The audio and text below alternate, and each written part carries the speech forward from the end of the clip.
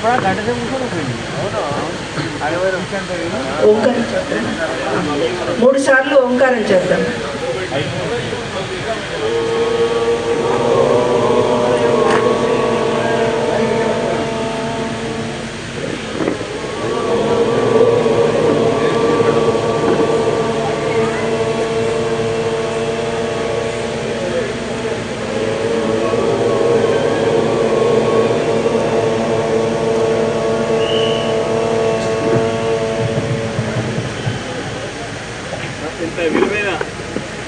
ఇంత విలువైన పుస్తకం రాసినటువంటి బహుళాభరణం రామ్ నరేష్ కుమార్ గారికి మీ అందరి వారు వీరే, నేను కాదు వీరు కాదు వారు కాదు వీరే, మీ అందరి కర్తార్థులతో వారికి అభినందనలు తెలియజేయకపోతున్నాను.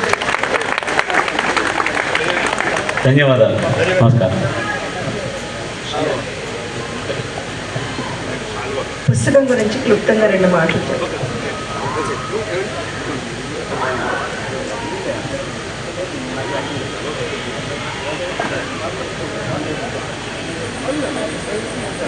మనం పాటల్లో గీతలలో వింటుంటాం, వేద భూమిది పుణ్యభూమిది ధర్మభూమిర సోదరా, ఇది వైరి శిరముల బంతులాడిన వీర విక్రమ సీమరా అని చాలా చోట్ల పాటల్లో వింటుంటాం.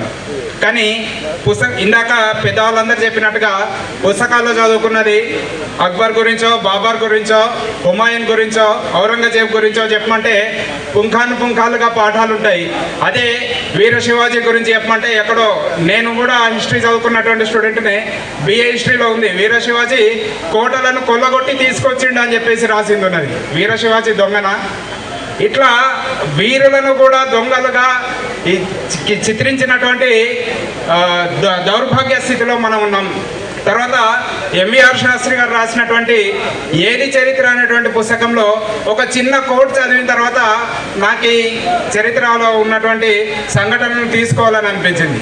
మన చరిత్రను ఏ రకంగా చెప్తున్నారంటే, వారు చెప్పారు, ఒకడు పంచపాండవులు ఎందరు అంటే మంచం కోళ్ళ లెక్క 4 అని మంచం కోళ్ళ లెక్క 3 అంటూ 2ని చూపేపోయి ఒకటి అని చూపించాడట. అంటే మన చరిత్రను అంత పూర్తిగా దాన్ని నాశనం చేసేసి, అసలైన చరిత్రను నాశనం చేసేసి ఎక్కడో ఉన్నటువంటి దాన్ని తీసుకొచ్చి ఇదే మీ చరిత్ర అని చెప్పేసి చెప్పడం జరిగింది. అదేవిధంగా స్వాతంత్రోద్యమం కూడా శాంతియుతంగా జరిగింది అని చెప్పేసి చెప్పడం జరిగింది. నిజంగా స్వాతంత్రోద్యమ చరిత్ర చూస్తే ఎందరెందరో రక్తతర్పణంతో మనం స్వాతంత్రాన్ని సాధించుకోవడం జరిగింది.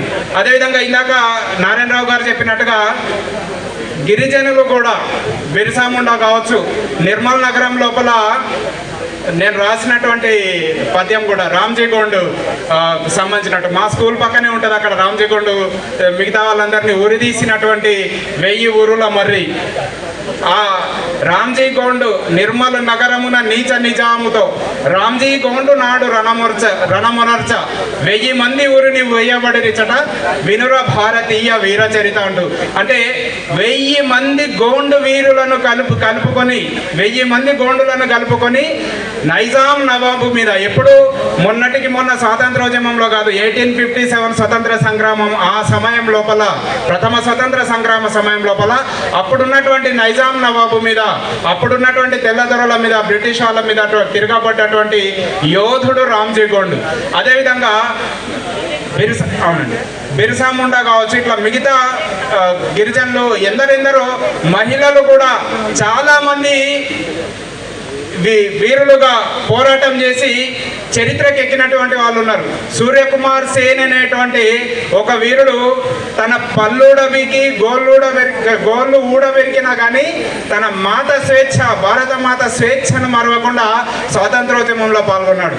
జస్వంత్ సింగ్ రావత్ అనేటువంటి ఒక మామూలు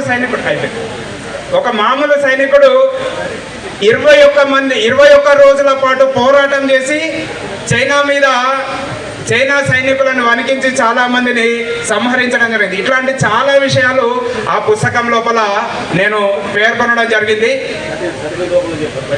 ఇవన్నిటిని కూడా కేవలం ఇటువంటి చరిత్రలు చాలా విషయాలు వ్యాసాల రూపంలో వస్తాయి.